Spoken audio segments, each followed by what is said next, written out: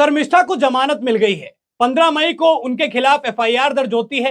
17 तारीख को वारंट जारी हो जाता है और उसके बाद पश्चिम बंगाल से पुलिस आती है 1500 किलोमीटर दूर एक 22 साल की लड़की शर्मिष्ठा को गिरफ्तार करने के लिए गुड़गांव। उसके बाद शर्मिष्ठा को 14 दिन के लिए कस्टडी में लिया जाता है। हालांकि कोर्ट ने उन्हें जमानत तो दी है, लेकिन साथ ही साथ 10,000 रुपए का जुर्माना लगाया है और उन्हें देश से बाहर जाने के लिए भी मना कर दिया है। अब दोस्तों, इस घटना के बाद ममता बनर्जी टारगेट पर हैं। ममता बनर्जी से लोग ये सवाल कर रहे हैं कि पश्चिम बंगाल के मुर्शिदाबाद में हिंदुओं के साथ में जो हुआ, क्या उस पर अब ममता बनर्जी एक्शन लेंगी?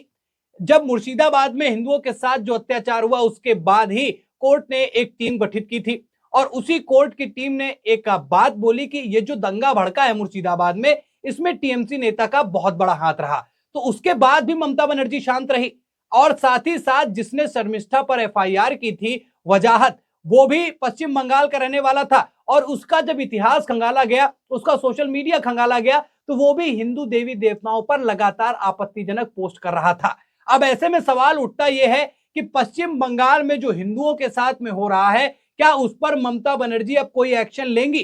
क्योंकि उम्मीद तो लोगों को यही है कि भैया, जब 1500 किलोमीटर दूर भेजकर आप एक लड़के को गिरफ्तार करने के लिए पुलिस भेज सकती हैं, तो पश्चिम बंगाल में जो हुआ है उस पर भी तो आप एक्शन लेंगी।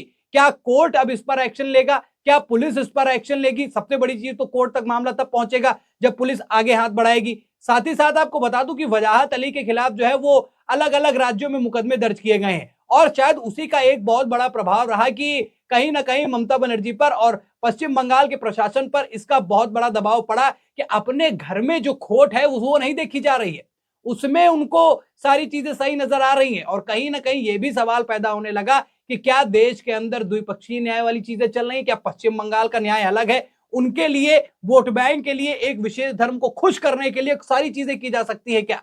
अब ऐसे में सवाल यह है कि हाल ही में जो मुर्शिदाबाद जला, जहां हिंदू पलायन के लिए मजबूर हुआ, जहां पर कई मुसलमानों द्वारा ऐसी पोस्ट की गई जो हिंदू धर्म, सनातन धर्म को ठेस पहुंचाती है, उस पर एक्शन नहीं लिया गया। अब ऐसे में क्या ममता बनर्जी अब कोई एक्शन लेंगी या नहीं? और अगर ऐसा नहीं करती हैं तो कहीं ना कहीं ममता बनर्जी पर भी ये एक बड़ा दबाव पड़ने वाला है।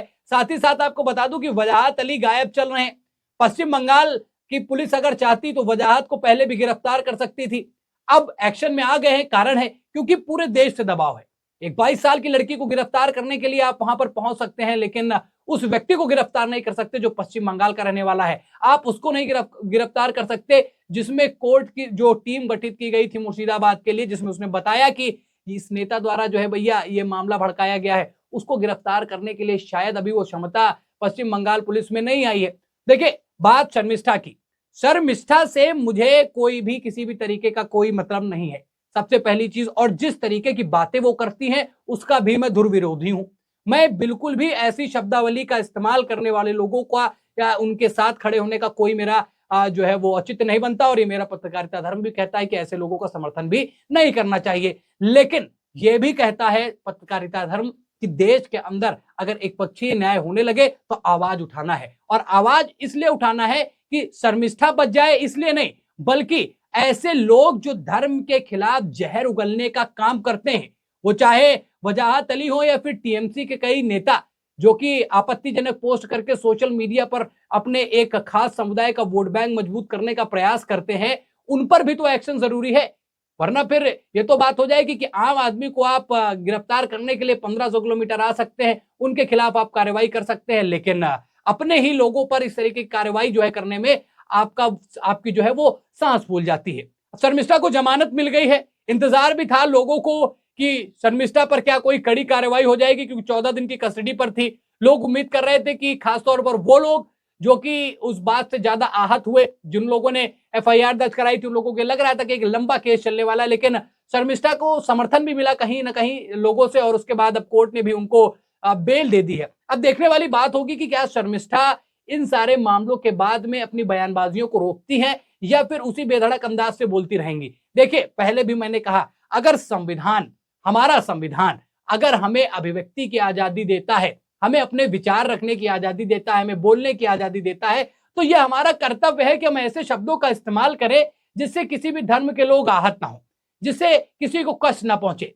और देश के अंदर इस अभिव्यक्ति की आजादी के नाम पर जिस तरीके से नियम और कानून को और संविधान को ताक पर रखकर चीजें की जा रही हैं वो बेहद निंदनीय है और ऐसे लोगों पर एक्शन बनता है। वो किसी भी धर्म का व्यक्ति हो, वो चाहे कोई हिंदू मुसलमान को कुछ बात बोल रहा हो या मुसलमान हिंदू को कोई बात बोल रहा हो। देखिए, इन सब बातों को करने के लिए जब मैं सामने आता हूं कैमरे के, तो मेरे मन में दो विचार चलते हैं कि ऐसे लोगों के लिए आवाज भी उठानी चाहिए कि देश के अंदर द्विपक्षीय न्याय ना चले, कि एक स्टेट की सरकार इस तरीके से कर रही है और दूसरे मामले में वो बिल्कुल ढील डाल दे रही है। ये सब बात करने में मुझे एक चीज और नहीं समझ में आती, अच्छी नहीं लगती है ये चीज की, जहां पूरा विश्व जो है टेक्नोलॉजी के मामले में आगे बढ़ रहा है, विकास के बारे में सोच रहा है कि वहां पर ये डेवलपमेंट हो जा रहा है, दूसरे देश में ये हो रहा है, वो हो रहा है, हम आज भी हिंदू मुसलमान वाले मामले से उभर नहीं पाए हैं। हमारी संस्कृति, भारत का जो कल्चर है, भारत की जो पहचान है, वो गंगा जमुनी तहजीब की है, जहां तमाम धर्म के लोग रहते हैं, हिंदू, मुस्लिम, सिख, ईसाई। लेकिन पिछले कुछ समय से स्थितियां ऐसी बनती नजर आ रही हैं